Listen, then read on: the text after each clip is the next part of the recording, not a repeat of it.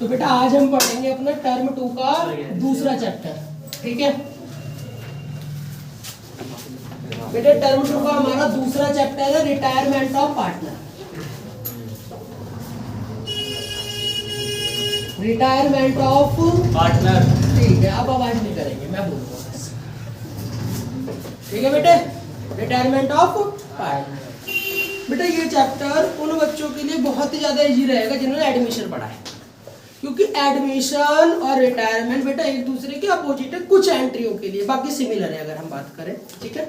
यहाँ पर भी हमें न्यू रेशो निकालनी है, ठीक है। यहाँ पर भी हमें बेटा बस एक जो नया टर्म मिलने वाला है वो नया टर्म क्या होगा, एडमिशन में तो नया टर्म सैक्रिफाइस रेशो, और यहाँ पर उसका अपोजिट क्या होगा, गेनिंग रेशो।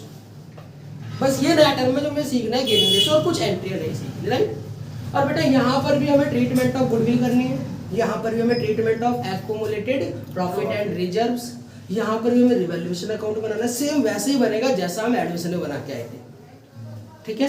और यहाँ पर ही बेटा हमें पार्टनर्स का कैपिटल अकाउंट और यहाँ पर भी बैलेंस शीट प्रिपेयर करनी है, ठीक है। तो आइए देखते हैं बेटे हमें क्या क्या पढ़ना है इस चैप्टर में। आज का जो टर्म है हमारा, सबसे पहला कंसेप्ट हम पढ़ रहे हैं बेटे आज, न्यू रेशो निकालना। बच्चों न्यू रेशो निकालना सीखते हैं बेटे। न्यू रेशो निकालने के जो तरीके हैं हमारे पास वो दो तरीके बेटे, टाइप 1 और बेटे टाइप 1 में जो नाम दिया गया बेटा, इसका नाम क्या है, सिंपल, ठीक है। अब सिंपल की पहचान देख लेते हैं कि पहचान क्या है। When only old ratio is given, सिर्फ और सिर्फ हमें ओल्ड रेशो दे रखी हो और कुछ भी ना दे रखा हो। समझ आ गई बात आपको, यही पहचान है। मैं एक एग्जांपल के थ्रू आपको बताता हूं कैसे सॉल्व करते हैं बेटा। एग्जांपल नंबर 1, ठीक है। एक एग्जांपल लिखता हूं बेटे मैं, A B and C are partner in a firm on that date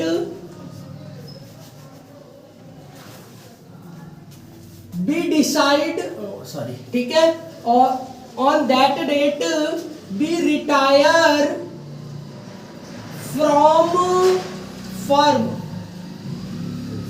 और आपसे कहा गया है you are required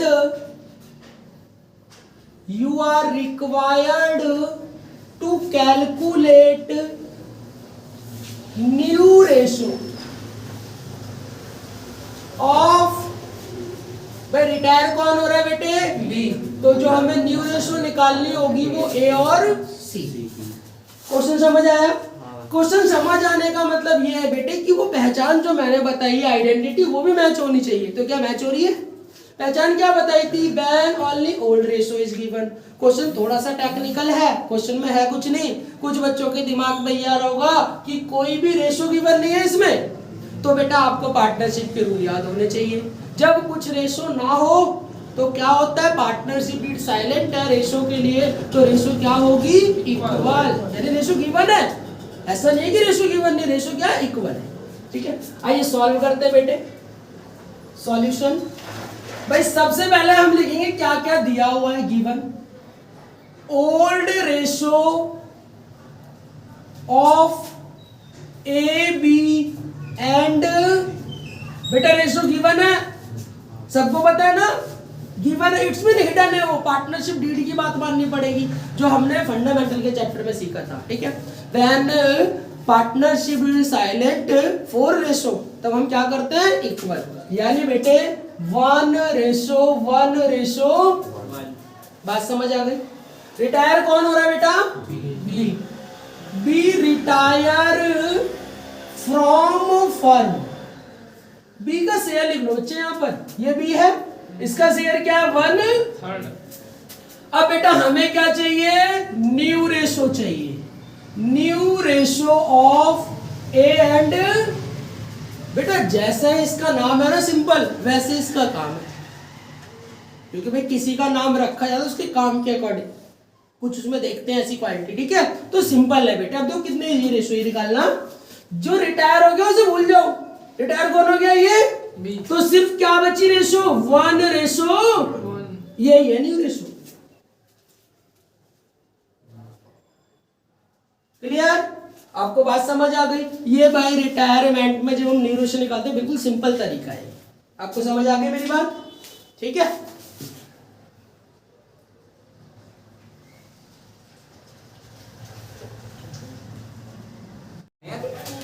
चलो अब बोलो बेटा, अब हम पढ़ेंगे अपने टीएस ग्रेवाल का प्रैक्टिकल प्रॉब्लम नंबर 1, पहला क्वेश्चन, चैप्टर नंबर 6। ठीक है बेटे, आइए आप चैप्टर नंबर 6 पे सभी, और प्रैक्टिकल प्रॉब्लम नंबर 1। ठीक है, आप जब क्वेश्चन ध्यान से पढ़ लेंगे, सिंपल वही चीजें गिवन है, ओल्ड रेशो गिवन है, जो हमारे सिंपल टाइप की जो पहचान थी वो एप्लीकेबल हो रही है। ठीक है, बस रेशो थोड़ी सही तरीके से गिवन नहीं, इतना फर्क है यदि आप देखेंगे ध्यान से तो। ठीक है, क्वेश्चन क्या कह रहा था हमसे क्वेश्चन कह रहा है बेटा एबीसी पार्टनर है, शेयरिंग प्रॉफिट रेशो गिवन है। मैं रेशो लिख देता हूँ, प्रैक्टिकल प्रॉब्लम नंबर 1 है टीएस ग्रेवाल। ठीक है भाई मैं गिवन चीज लिख रहा हूं, हमें गिवन क्या है, old ratio of all partner. ठीक है, ऑल पार्टनर कह लो या ओल्ड पार्टनर कह लो, बात एक ही है। बताना कितने रुपए है, सॉरी रेशो की यदि बात करें 1/2, 2/5 और 1/10, 1/2, 2/5 और 1/10। ठीक है बच्चों, लेकिन हमें पता है रेशो वह होती है जहां पर बेस एक जैसा हो, तो इसका बेस सेम कर ले बच्चे। एलसीएम लेंगे तो एलसीएम कितना आएगा 10, 2 5 जा 10 और 5 1 जा 5, 5 2 जा 10 और 2 2 जा 4, 10 1 जा 10 और 1 1 जा 1। तो बेटे रेशो आ गई 5:4:1। मेरी बात समझ आ गई? अब बेटे हमें रिटायर कौन हो रहा है उसका शेयर मेंशन कर लो। कौन रिटायर हो रहा है बेटा? सी, यानी सी का मतलब यह पार्टनर रिटायर हो रहा है। ठीक है, तो सी रिटायर फ्रॉम फर्म। बेटा सी का शेयर क्या है 1/10। तो भाई हमें पता है जब सिंपल सिचुएशन होती है तो क्या करते हैं, रिटायर हो गया उसे भूल जाओ। तो बेटे अब आपको क्या करना है, जो 5:4:1 थी, 1 रिटायर हो गया तो न्यू रेशो क्या बची 5:4, बात खत्म। New ratio of A and B is 5:4। Answer check करें, बिल्कुल सही है। जल्दी से दूसरे क्वेश्चन का तीसरा पार्ट कर लो, सॉरी दूसरे क्वेश्चन का दूसरा पार्ट, आई थिंक नई बुक की बात कर रहा हूं मैं। तीसरे क्वेश्चन का दूसरे में है, ये तीसरे में एडिशन से अलग अलग हो सकते हैं, वो आप देख लेना। किसी बुक में दूसरा है, किसी बुक में तीसरा है, उसका दूसरा पार्ट। आप वर्बली आंसर बता सकते हो मुझे, जल्दी देखो। 4:1 समझ गए, यानी आपको सिंपल रेशो समझ आ गई। ठीक है, अब आप ये जल्दी से नोट कर लो, फिर मैं आपको दूसरा टाइप सिखाता हूँ बेटा। बेटे टाइप 1 के जितने भी क्वेश्चंस हैं इस बुक में हमारे पास प्रैक्टिकल प्रॉब्लम में 12 क्वेश्चन है। 12 क्वेश्चन 1 से लेकर 12 तक जितने भी आपको प्रैक्टिकल प्रॉब्लम में सिंपल टाइप के क्वेश्चंस मिलेंगे आपसे हो जाएंगे, कोई प्रॉब्लम नहीं आएगी बेटे। ठीक है, अब टाइप 2। बेटे टाइप 2 थोड़ा सा समझना पड़ेगा आपको, देखिए आप ध्यान से। टाइप 2 का नाम है बेटे टेक, या मैं इसे कह सकता हूं गिब्स। ठीक है, अब बेटे सुने, यहां पर क्या होगा भाई, टेक का मतलब एक हम दूसरे तरीके से गिब्स भी कह सकते हैं। सिंपल शब्दों में समझाना चाहूं मैं कि भाई आप ऐसे बोल सकते हो कि भाई आप हमें पढ़ाते हो, या आप बोल सकते हो हम आपसे पढ़ते हैं, काम तो एक ही हो रहा है, वही चीज है टेक और गिव। समझ गए? मैं आपसे फीस लेता हूं, आप मुझे फीस देते हो, कुछ अलग काम तो नहीं हो रहा, वही चीज है बिल्कुल टेक और गिव। कैसे एग्जांपल लेता हूं बेटा, ए बी सी 3 पार्टनर थे, सी रिटायर हो गया, बस इतना ही बता रखा है तो सिंपल क्वेश्चन था। अब उसके आगे कुछ लाइनें लिख दी गई, ठीक है, जिस लाइन में टेक्स और गिफ्ट जैसे वर्ड का यूज करा जाएगा, सरेंडर भी हो सकता है, एक्वायर भी हो सकता है, टेक से गिफ्ट जगह सरेंडर भी हो सकता है बेटा, ठीक है। तो बेटे उसमें क्या होगा, जैसे कि सी रिटायर हो गया, अब सी कहकर जा रहा है ऐसा कि मैं अपना शेयर ए और बी को सरेंडर कर दूंगा इस रेशो में, कोई रेशो मेंशन कर देंगे 30-70 60-40 ये रेशो 2:1, ठीक है। या दूसरी सिचुएशन, कंसेप्ट एक ही होगा लेकिन लैंग्वेज दूसरी बता रहा हूँ, बस में करने अकाउंटिंग करने का वे सिमिलर होगा। दूसरा तरीका क्या है बेटा कि जब सी रिटायर हो रहा है तो ए और बी कह रहे हैं इस बार कि हम सी का शेयर इस रेशो में लेंगे 7:3 2:1, मतलब तो एक ही है, क्लियर हो गई मेरी बात। तो टेक्स और गिव इसलिए यूज करेंगे, ठीक है। अब एक छोटे से क्वेश्चन का आपको जवाब देना होगा, अकाउंटेंसी तभी समझ आएगी हमें क्या क्वेश्चन का जवाब बेटा। जब कोई पार्टनर रिटायर होगा तो जो पार्टनर है एग्जिस्टिंग पार्टनर, इट्स मीन उपस्थित पार्टनर, उनका शेयर प्लस होगा या माइनस होगा? प्लस होगा। अगर प्लस तो बिल्कुल एग्जैक्ट, सिंपल सी बात है। एडमिशन में क्या हुआ करता था? माइनस। इसी प्लस माइनस का ही तो खेल है गेनिंग और सैक्रिफाइस रेशो, और कुछ नहीं है। बात समझ आ गई अब आपको? तो यानी रिटायरमेंट में जब एक पार्टनर रिटायर होता है तो जो पार्टनर बिजनेस को कंटिन्यू कर रहे होते हैं उनका शेयर क्या होगा? इंक्रीज होगा, पक्की बात। तो इंक्रीज होगा यानी जो हमें अकाउंटिंग करनी है प्लस करना होगा पुराने पार्टनर के शेयर में। बात समझ आ गई? तो बेटा मैं यहां पर इसकी पहचान लिख रहा हूं, आइडेंटिटी, ठीक है बेटे। आइडेंटिटी क्या है? When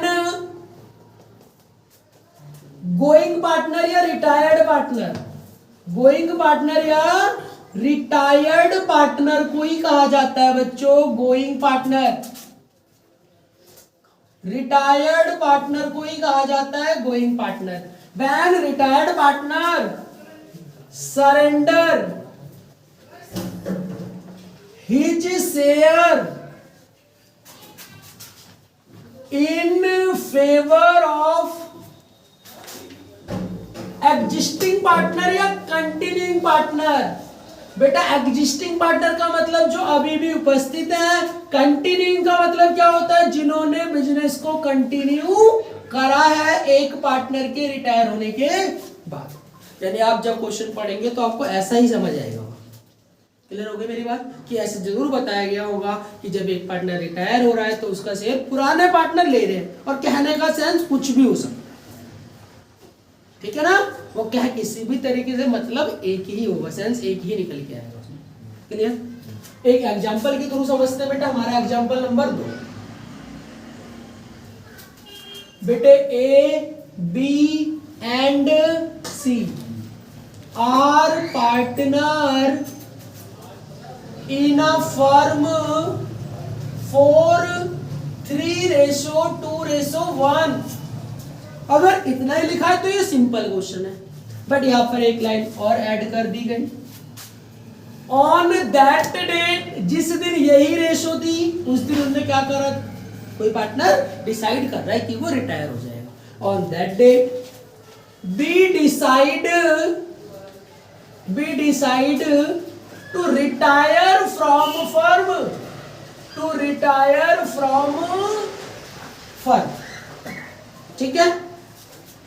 His share taken equally by A and C. You are required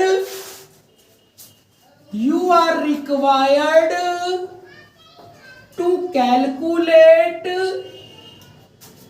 new ratio of A and C। Question समझ आ गया?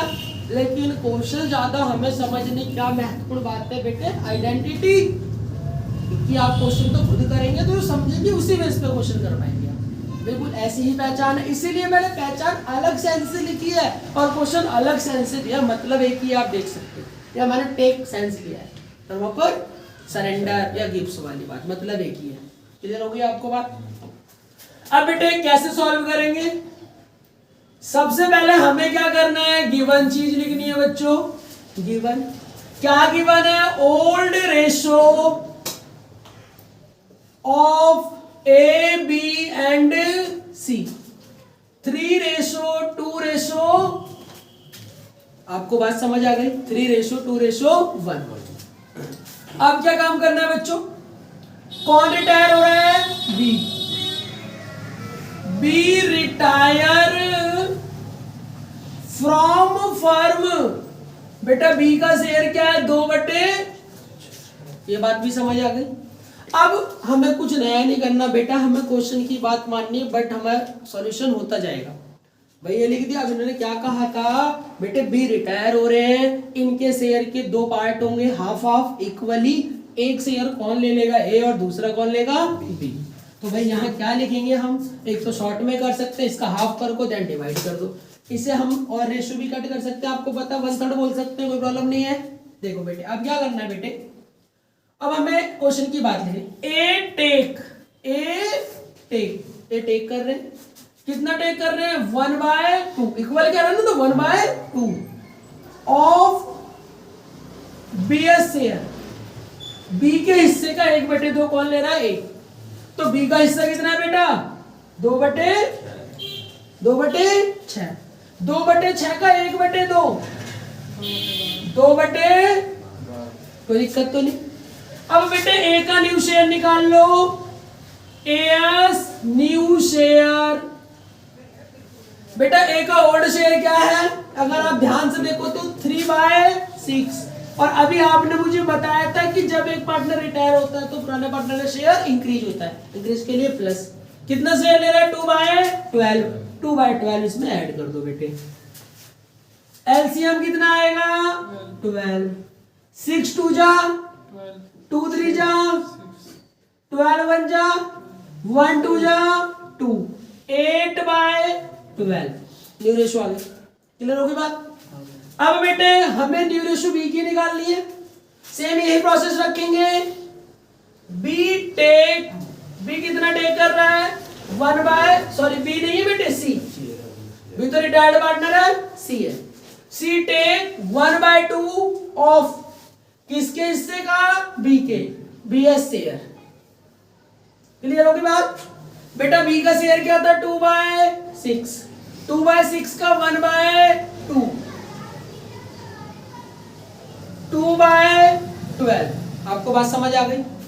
अब बेटा सी का शेयर न्यू निकाल लो, सीएस न्यू शेयर। बेटे सी का ओल्ड शेयर क्या था? 1/6, इसमें प्लस कर दोगे 2/12।